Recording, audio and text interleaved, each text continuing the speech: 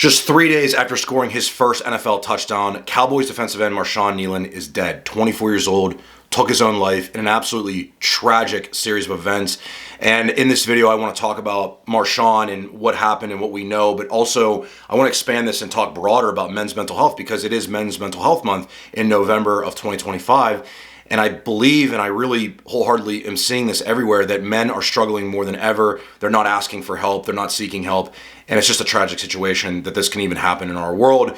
And I think sometimes it takes an NFL player or a celebrity or somebody in the public spotlight to some extent to have these tragic events occur so we can create a conversation about this, which is exactly what I do on my channel, right? I try to help men build themselves, to build purpose, mission, their physique, their mindset, attract what they want in life, build attraction with women, but also to talk about the important things in society like mental health. So in this video, we're going to dive right into that. We're going to talk about Marshawn, but also the broader aspect of men's mental health. So without further delay, let's get right into it. So I have the details of Marshawn's tragic events happening here right in front of me. And again, there is some things that are unknown at this time, but I just kind of want to review the details we do know at this moment. And this is coming from ESPN. I have this on my phone right now. So Marshawn Kneeland, 24, died Thursday morning in an apparent self-inflicted gunshot, according to local authorities. Now, what happened is apparently Marshawn wrecked his car. This is in Frisco, Texas, and this is what the police are reporting, that the department responded to assist the Texas Department of Public Safety with locating a vehicle that evaded troopers during a pursuit. So what it sounds like, from what I'm gathering here, is that he was in a chase with police, crashed his car, and then evaded his car, left his car. And at some point, as they were looking for him, authorities found out through a dispatcher that local officers found out that people that knew him received a group text saying, "Goodbye, they're concerned for his welfare," right? So it seems like Marshawn did reach out and say, "Hey, I'm leaving, goodbye," right? Which is absolutely tragic and heartbreaking. So he wrecks the car. At some point, he evades the scene, and then he texts his friends or people around him, maybe it's family, I don't know who it is, and says goodbye. Absolutely tragic, right? And so what ends up happening is that there's a gunshot, and he takes his own life, and he's confirmed dead. And what I think is extremely revealing about this whole thing is this man is a man on the outside looking in who was winning in life. And we've seen this plenty of times with how many different men that have taken their own lives. The ones that come right to my head off the top of my head are Robin Williams, right? The legendary actor, Chester Bennington, one of my biggest role models as a vocalist, right? These men had everything together, yet they took their own lives. And this is another example of that. So why did he feel like he had no way out? Now, this is where I want to expand into the broader conversation about men's mental health, because I don't know the details about Marshawn's life. What I do know is that he scored a touchdown, his first touchdown on Monday, and he's dead 3 days later, taking his own life. Absolutely tragic, right?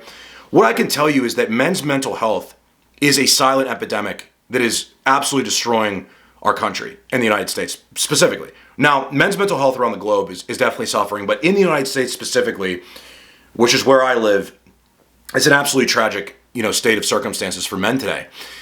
And when you look at the data, and we could talk about the data, although I don't think data sometimes really articulates how bad things are well enough, because you're looking at broader numbers. And I sometimes think that numbers don't really tell a story enough, but we can talk about these things. We can actually go into them, and I have them in my phone here, and I want to make sure I, get this stuff down correctly for you. Okay. So men die by suicide at nearly 4 times the rate of women in the United States. And that is based on the data from the National Institute of Mental Health. So 4 times the rate of women, men are taking their lives in the United States of America.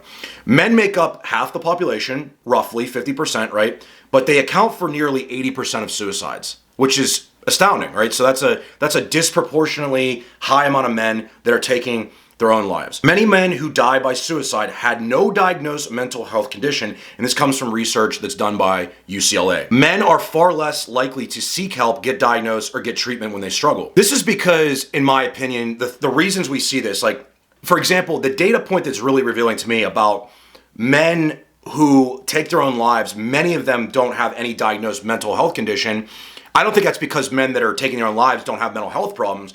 I think it's because of this silent internal pressure that us men feel to not get help if we're struggling, right? Because I really believe from a very young age, even subconsciously, we're taught as men that your feelings aren't important.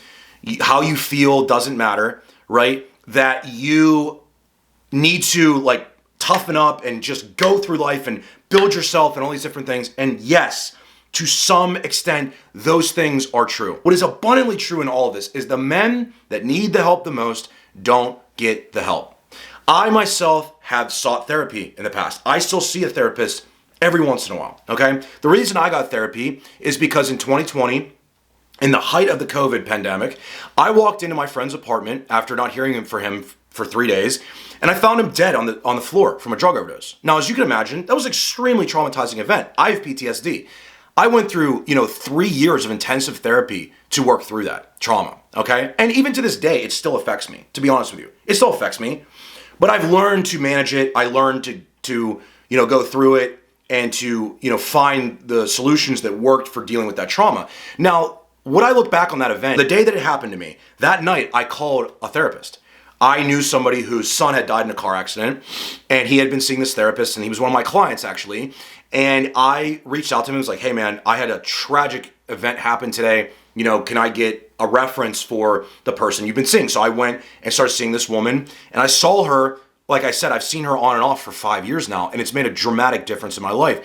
Now the problem is that when I was growing up, I had my mom stay home from work. She did not work. She took care of my sister and I. We were lucky enough to have that happen. And the fact of the matter was, I was around 2 women growing up, and I think I integrated the fact that it's okay to talk about how you feel, the fact that it's okay to express yourself as a man. So I've never been afraid to ask for help in any capacity of life. And I think that's a really useful skill that men need to understand and master.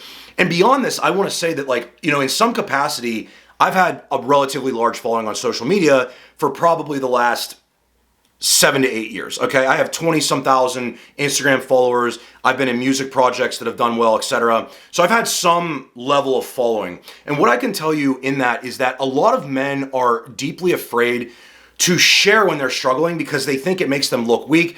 They think that other men will judge them. They think that women won't like them, etc. But what I can tell you in that experience is that the more open I've been about my own struggles, the more I've actually dealt with really good responses from both men and women. You understand that? This notion that a lot of these masculinity coaches, which a lot of what I promote on my channel is masculine development, this idea that as men, we shouldn't express ourselves, we shouldn't be transparent, I think is one of the dumbest ideas that exists in the world today for men.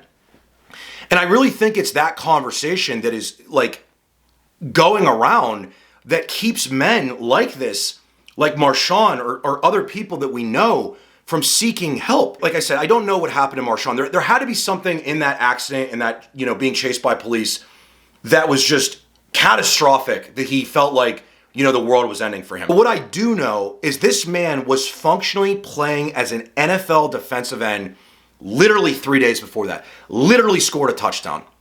And I can't tell you how many men I've seen stories of on social media where their girlfriend or their wife or whoever is talking about how the man seemed totally fine on the outside and took his own life like a day or two later. Playing with their kids, whatever. Men don't feel like anybody cares about them, right? There's something about depression, and I've gone through it myself, that makes you feel so isolated, right? That you lose hope and you lose this connection to the world, and you feel like nobody cares about you. In reality, there's so many people that do, whether they're professionals or people in your own life. But the problem is in the world today is that men are so lonely, right? Men are dealing with so many issues that I don't think the average person understands. And what is really troubling about this is, as much as we try to create the conversation, as much as I try to talk about these things, on a broader perspective, I don't see these things getting better. I don't. Not right now. And I think the only way to change this is for more of us to talk about these things. I try to in every way I can, through my music, with my band Tethra, anytime I go on podcasts, making videos like this, TikTok videos, Instagram videos, I try to bring attention to these things. And I think we just need more of us to do that. More men that on the outside looking in have it all together, right? Imagine if Marshawn, imagine a reality where he opened up about his struggles and sat down in front of a camera and talked about it. How powerful would that be? That a man that is in the NFL talking about that. Imagine if Robin Williams talked about it. If Chester Bennington talked about these things more openly. And some of these guys did talk about these things. But man, would we live in a different world. Man, I think we would have a lot different outcomes. Because what men really need more than anything, and I know this because I'm a man, and I've worked with men for years on different mindset related things. What most men want to know is that somebody understands them. That somebody can connect with them and say, hey man, I've been where you are. I understand what you're feeling. That does more than any kind of SSRI or anything. People want to know, like generally speaking, women, men, we all want to know because we're humans. We want to know that people have gone through what we're going through and that they got through it, right? Because when you're that screwed up mentally, when you're that mentally ill, you lose connection to reality. You're like I said, you sink into this hole, and it's this constant process of you're trying to dig yourself out. But when you go through that process, like I've said, because I've been there, you sometimes don't believe you're going to make it out of the hole, no matter how much you're climbing and climbing and climbing. You feel like you're not going to get out of it. And so in a moment of weakness, a lot of these men, they don't see the end in sight. They don't see the light at the end of the tunnel. They don't see the hole opening anymore. They lose sight of it. And they harm themselves, right? But it's not just self-harm. It's not just suicide. It's drug addiction. It's, getting radicalized with political beliefs. It's this vacant hole that men in the world today have, and it's being filled with all kinds of distractions, self-harm, drugs, alcohol, you name it, sports betting, all these different things. I talk about this stuff constantly. A situation like this with a young man, 24 years old, man, that's 8 years younger than me, taking his own life in a moment of trial, in a moment of struggle, breaks my heart. Breaks my heart because it makes me emotional, because I've been there. I've been in the depths of hell like that. I have seen my friends struggle like that, right? And what I can tell you is if you're somebody watching this, whether you're a man that's struggling yourself, or maybe you're a man that's not struggling, but you have men in your life, your friends, your family, if you're a woman watching this, please understand the best thing you can do for a man is just tell him you're there. Give him a hug. Let him know you care. Let him know you give a shit, right? Men are told so much in this world today. They're the problem and all this different stuff about how, men have made the world a worse place and all this different shit.